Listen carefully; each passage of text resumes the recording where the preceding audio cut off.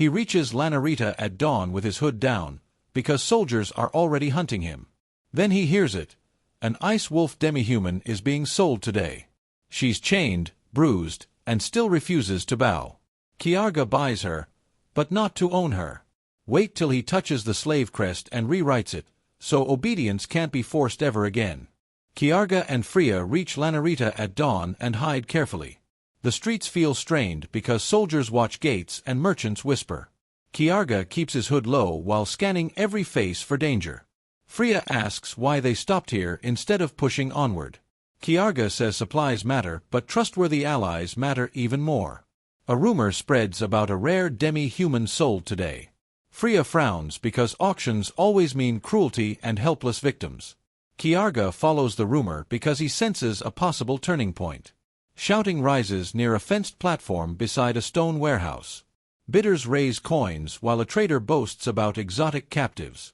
On the platform stands Setsuna with wolf ears and cold eyes. Her bruises show through thin clothes, yet her posture stays proud. She refuses to bow even when the trader yanks her chain. The trader calls her an ice wolf and promises obedience. Kiarga watches Setsuna watch the crowd like a trapped predator. He notices hatred in her stare and recognizes that familiar fire. Freya asks if they can free her without buying her. Kiarga says force would trigger guards and kill innocents nearby. He steps forward and bids calmly as if buying ordinary goods. The trader smiles widely because Kiarga pays without hesitation. Setsuna snarls at Kiarga and spits that masters all lie. Kiarga answers that he is no savior and offers a deal. He says survival requires allies who choose battle over surrender. Kiarga stops the handler with one look and a firm grip. Setsuna pulls against chains and demands to know their true plans. Kiarga says his name is Kiarga and he seeks information. Setsuna laughs bitterly and says information never buys real freedom. Setsuna refuses kindness because kindness always came before betrayal. Kiarga leads them to an inn where backrooms stay quiet. He rents a private room and seals the door with magic. Setsuna finally stops struggling and studies Kiarga like an enemy. Kiarga explains the slave crest forces obedience and drains willpower. Freya says the crest is evil and asks if it can break. Kiarga says his healing can rewrite crests with dangerous precision. Setsuna stiffens because healing always hurt her people in stories. Kiarga admits healing hurts, but pain can also open cages. Setsuna demands proof that he will not use her body. Kiarga says he needs her strength, not her suffering. Freya watches his eyes and confirms he means discipline, not lust. Kiarga asks Setsuna why soldiers targeted her tribe recently. Setsuna says gyral troops burned her village and hunted survivors. Her voice cracks, but she forces words through grinding rage. Kiarga listens without flinching and stores every detail like knives. He says those soldiers belong to the kingdom hunting him now. Freya asks if helping Setsuna will expose them to pursuit. Kiarga says pursuit already exists and courage can change odds. Setsuna says revenge matters more than life without family or honor. Kiarga replies revenge can guide her but must be controlled. He offers a bargain built on choice and shared enemies. Setsuna hesitates because she has trusted nobody since the raid. Kiarga places a knife on the table and steps back. He tells Setsuna she can kill him if he betrays her. Freya objects, but Kiarga says trust needs real leverage. Setsuna studies the knife and slowly lowers her shoulders. She says her name is Setsuna and she will watch him. Kiarga nods and says watching is wise in a rotten world. Outside the inn horns sound as patrols search for fugitives. Freya peeks through shutters and sees royal badges on helmets. Kiarga decides they leave immediately before questions reach this street. Setsuna asks why soldiers search and Kiarga shares only essentials. He says a princess betrayed him and the kingdom wants him dead. At the town edge Kiarga stops and faces Setsuna directly. He says the crest will end now, but the process stings.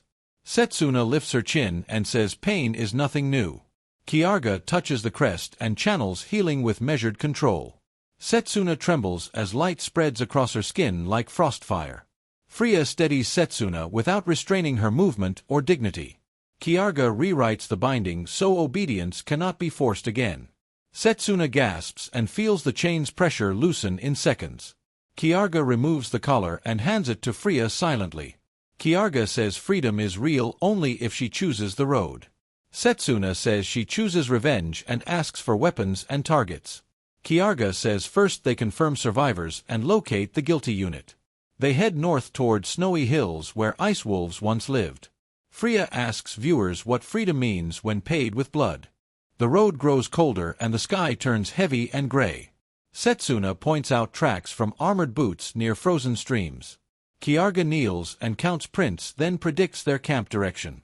Freya senses magic residue and warns about traps ahead. Night falls and distant smoke stains the horizon like a threat. Setsuna runs forward before caution can slow her burning heart. Kiarga and Freya chase her and hear distant echoes nearby.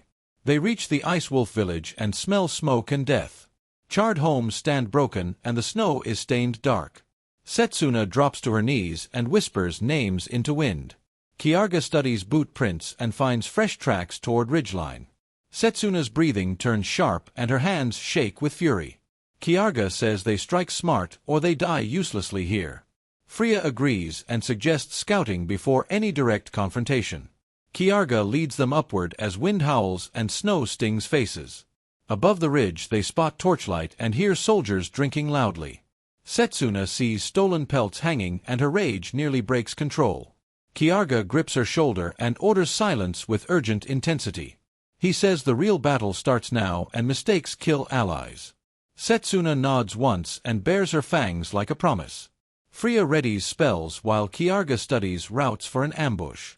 They crawl closer as laughter rises and blades gleam by firelight. Kiarga signals a halt because footsteps approach from the darkness.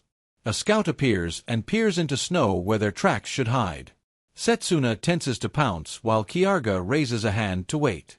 The scout steps nearer and the moment stretches like snapped wire. Kiarga exhales slowly and lets snow hide his steady hands. Freya holds her breath and keeps her spell locked inside. Setsuna's claws flex, yet she obeys his warning gesture. The scout pauses and listens while wind whips across stone. Kiarga flicks a pebble toward shadows beyond the fireline. The scout turns his head and steps away from their hiding. Freya releases a brief illusion that mimics animal movement. The scout follows the fake sound and lowers his guard. Setsuna springs forward and clamps his mouth before any cry.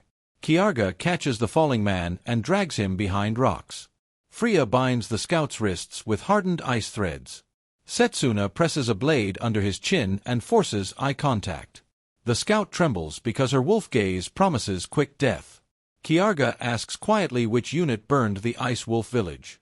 The scout lies first and blames bandits in the northern pass. Kiarga tightens pressure on a nerve point and repeats once. The scout breaks and names a captain with a crimson sash. Setsuna growls and demands to know where prisoners were taken. The scout says there were no prisoners and laughs nervously. Setsuna's blade bites skin and he screams into Kiarga's palm. The scout blurts orders about trophies and pelts for nobles. Freya's eyes harden and she whispers that evil sounds organized. Kiarga tells Setsuna to breathe and hold revenge until useful. Setsuna shakes with grief but nods because she wants certainty. Kiarga studies the camp and counts soldiers circling the fire.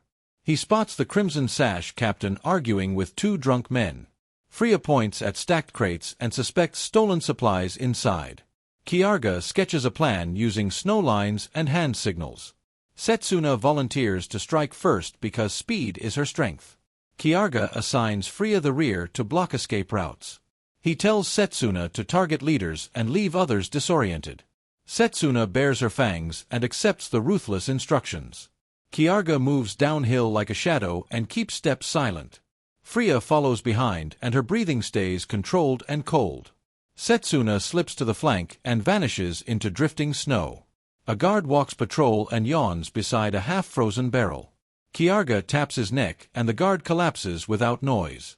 A second guard turns and sees nothing but moving embers.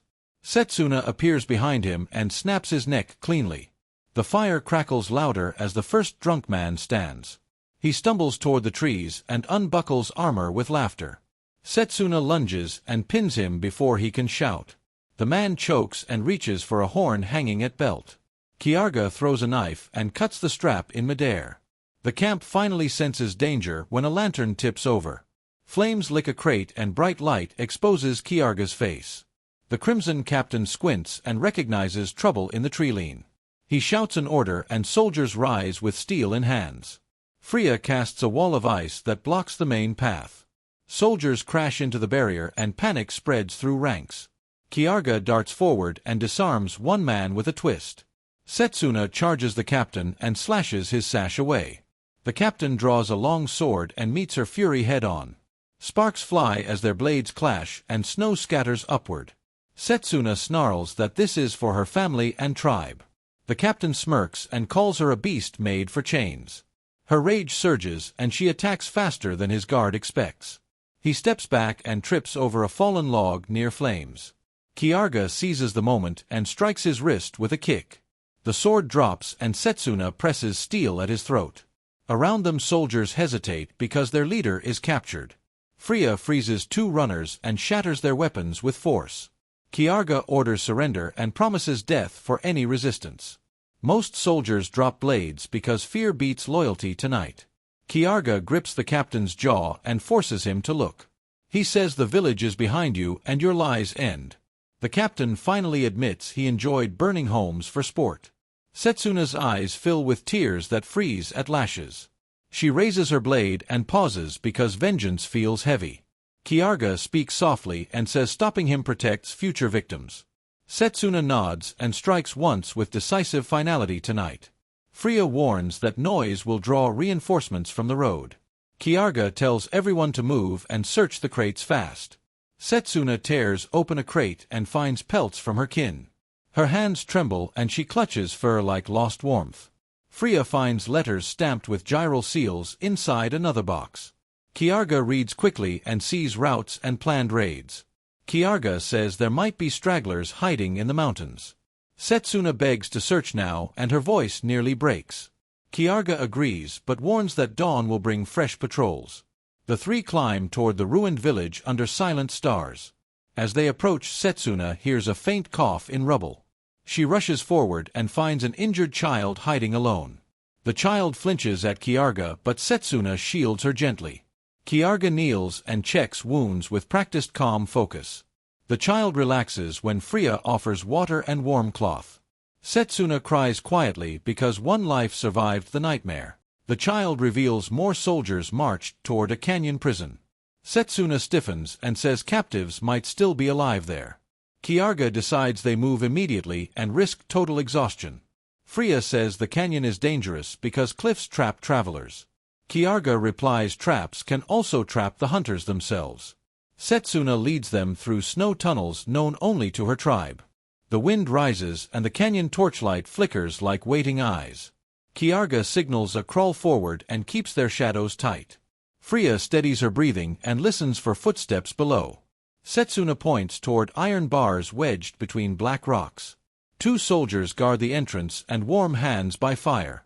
Kiarga studies their rhythm and chooses patience over haste. He times the gusts and moves when flames bow sideways. Freya forms a thin ice needle and waits for signal. Setsuna grips her blade and counts heartbeats to stay calm. Kiarga tosses snow across the fire and blurs their sight. Freya launches the needle and it pierces a guard's throat softly. Setsuna rushes the second guard and knocks him out quickly. Kiarga drags both bodies behind rocks and covers tracks. He presses an ear to the bars and hears muffled whimpers. Freya melts the lock with controlled heat and no sparks. Setsuna slips inside first and sniffs air for blood. The tunnel smells of rust and fear and wet stone. Kiarga follows and keeps one hand on wall markings.